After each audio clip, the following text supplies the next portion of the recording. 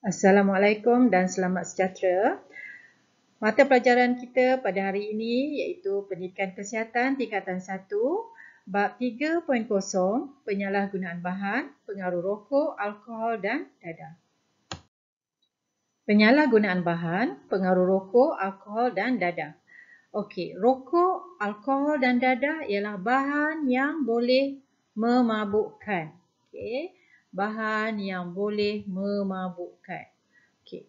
Rokok, alkohol dan dadah akan menyebabkan gangguan kesihatan seperti hilang pertimbangan, cepat marah, bertindak agresif dan mungkin akan hilang kewarasan akal. Baik, apakah kesan penyalahgunaan bahan ini? Okey, yang pertama, kita lihat boleh menjejaskan sistem tubuh. Apakah yang dimaksudkan dengan boleh menjejaskan sistem tubuh? Okey, maksudnya apabila mereka ini ataupun setiap individu ini yang mengambil bahan-bahan tersebut, sistem dalam badan mereka akan rosak. Apa kesannya? Okey, apabila sistem dalam badan kita akan rosak, dia akan menyebabkan kita senang untuk mendapat jangkitan penyakit. Okey. Yang kedua, berlakunya pembaziran wang keluarga. Okey, misal katakanlah wang yang sepatutnya boleh digunakan untuk membeli makanan, pakaian dan sebagainya tetapi telah dibazirkan dengan membeli bahan-bahan tersebut. Okey, yang ketiga, akibat daripada penyalahgunaan bahan, berlakunya jangkitan-jangkitan yang sangat berbahaya sebagai contoh penyakit HIV, penyakit jantung, boleh juga berlaku kanser paru-paru dan lain-lain. Okey. Yang keempat, kerajaan juga terpaksa menanggung kos yang besar untuk memberi rawatan pemulihan kepada perokok, pemabuk dan penagih dadah. Okey, seperti mana yang kamu tahu, banyak pusat-pusat pemulihan yang kerajaan dirikan untuk menyembuhkan pemabuk dan juga penagih dadah. Okey. Okay, bagaimana cara untuk kita menjauhi penyalahgunaan bahan?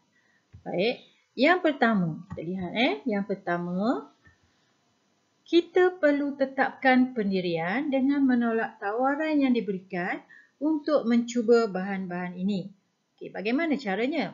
Okey, misal katalah ada di antara kawan-kawan kamu yang terjebak dengan penyalahgunaan bahan dan mereka mengajak kamu untuk turut serta bersama mereka. Jadi kamu harus bijak, harus tetap dengan pendirian kamu untuk tidak menyertai mereka. Okey.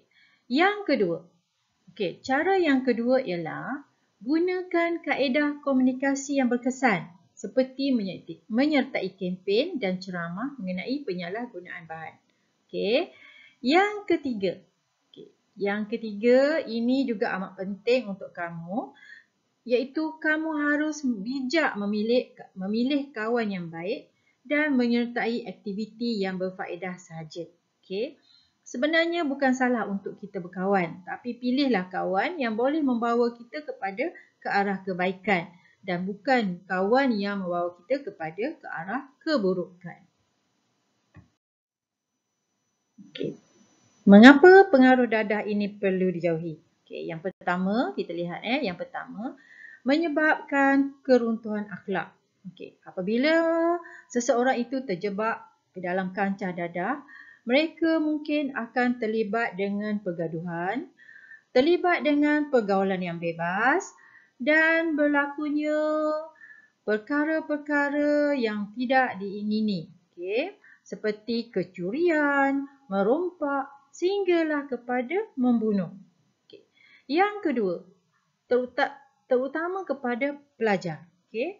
Mereka yang terlibat dengan dadah ini mungkin akan berlakunya kegagalan dalam pelajaran sebab mereka tidak boleh menumpukan 100% tumpuan mereka kepada pelajaran. Okey. Bagi individu yang telah bekerja, prestasi kerja mereka akan terjejas sebab mereka hanya memikirkan tentang dadah. Mereka tidak ada masa untuk melakukan kerja. Okey. Yang keempat, tersisih daripada masyarakat. Sebab hidup mereka hanyalah dengan kawan-kawan yang sama dengan mereka.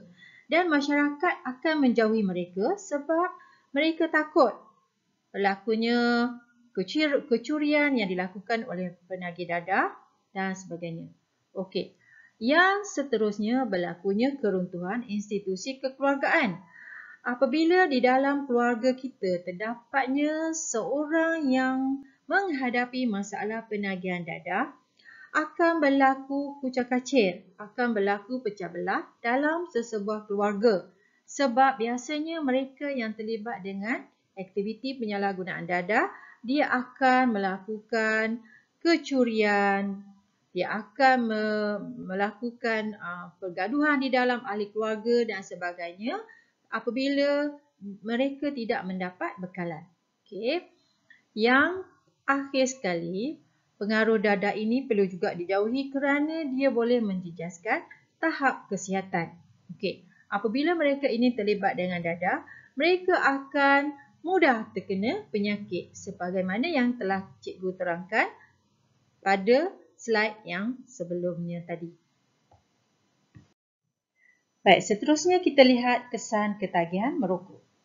Okey, antara kesan-kesan bagi seorang perokok ialah keguguran rambut, kanser hidung, kanser lidah, emfisema, kanser paru-paru, kanser payudara, kanser ginjal, kekuningan di jari, penyakit biuga, mati pucuk bagi lelaki, kecacatan sperma pun bagi lelaki, katarak, kulit berkedut, pekak, kanser kulit, osteoporosis, sakit jantung, psoriasis, kanser pankreas, kanser perut dan kanser uterus. Kesan ketagihan dadah.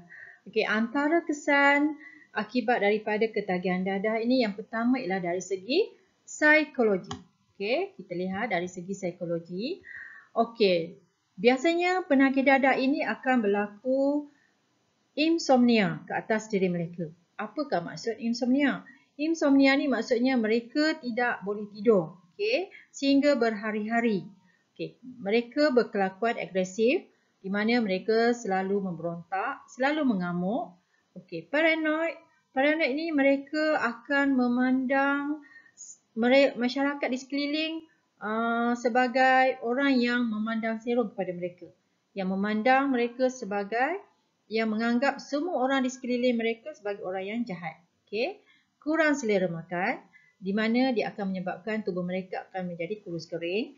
Okey, mudah marah, pertuturan tidak jelas, pening kepala, kekeliruan, halusinasi, tekanan emosi dan sering merasa panik. Okey. Halusinasi. Apa yang dimaksudkan dengan halusinasi? Halusinasi ini biasanya mereka akan mendengar suara-suara gaib. Okey, mereka akan berkhayal tentang suara-suara gaib yang menyuruh mereka melakukan perbuatan-perbuatan yang tidak baik, kadang-kadang yang amat kejam, okey, seperti membunuh. Okey. Yang kedua, berlakunya kerosakan hati pada mereka. Okey. Yang ketiga, berlakunya tekanan darah tinggi. Okey. Menjejaskan saluran darah ke otak di mana dia akan menyebabkan stroke. Okey. Sistemik, hyperthemia, okey, malnutrisi di mana mereka akan berlakunya kekurangan nutrien dalam tubuh badan mereka yang mengakibatkan sistem imun badan mereka akan terjejas. Okey, seterusnya anak mata mereka akan membesar di mana dia akan menyebabkan berlakunya masalah penglihatan. Baik, kesan ketagihan dadah seterusnya.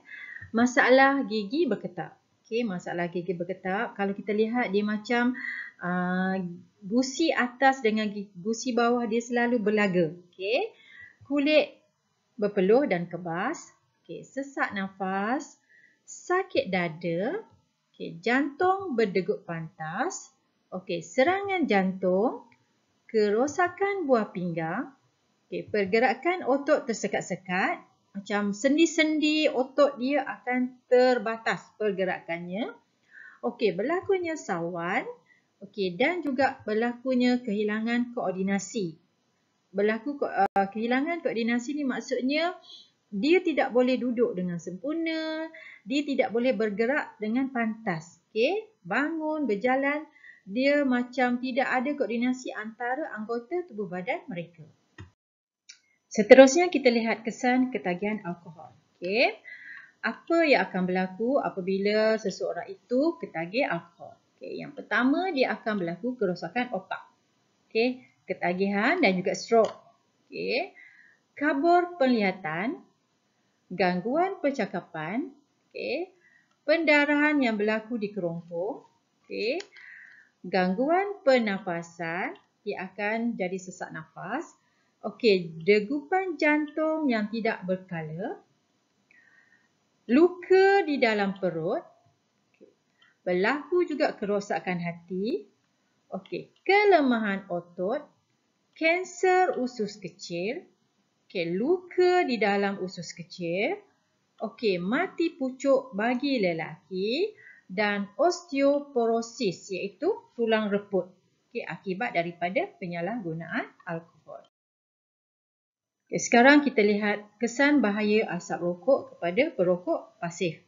Apakah yang dimaksudkan dengan perokok pasif? Perokok pasif ini bermaksud mereka yang tidak merokok tetapi terdedah kepada asap rokok sekurang-kurangnya 15 minit dalam tempoh 2 hari untuk tempoh seminggu. Asap rokok pasif ialah gabungan asap aliran sisi dari bahagian yang menyala dan asap rokok aliran utama yang dihembus keluar oleh perokok. Faham tak?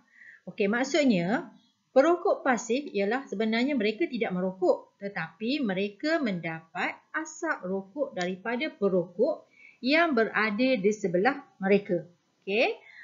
Asap rokok pasif ni sebenarnya adalah gabungan asap rokok aliran yang berada di sisi yang menyala pada sebatang rokok, manakala asap rokok utama ialah yang dihembus keluar oleh perokok. Biasanya perokok pasif ini mempunyai risiko 30% lebih tinggi untuk mendapat kanser paru-paru dan 25% lebih tinggi untuk mendapat penyakit jantung. Bermakna walaupun mereka ini tidak merokok, tetapi jika mereka berada berdekatan dengan orang yang merokok, mereka juga akan mendapat bahaya kesan daripada rokok yang dihembus oleh perokok yang berada di sebelah mereka. Biasanya asap perokok pasif ini dia akan lebih cepat terkumpul di kawasan yang bertutup.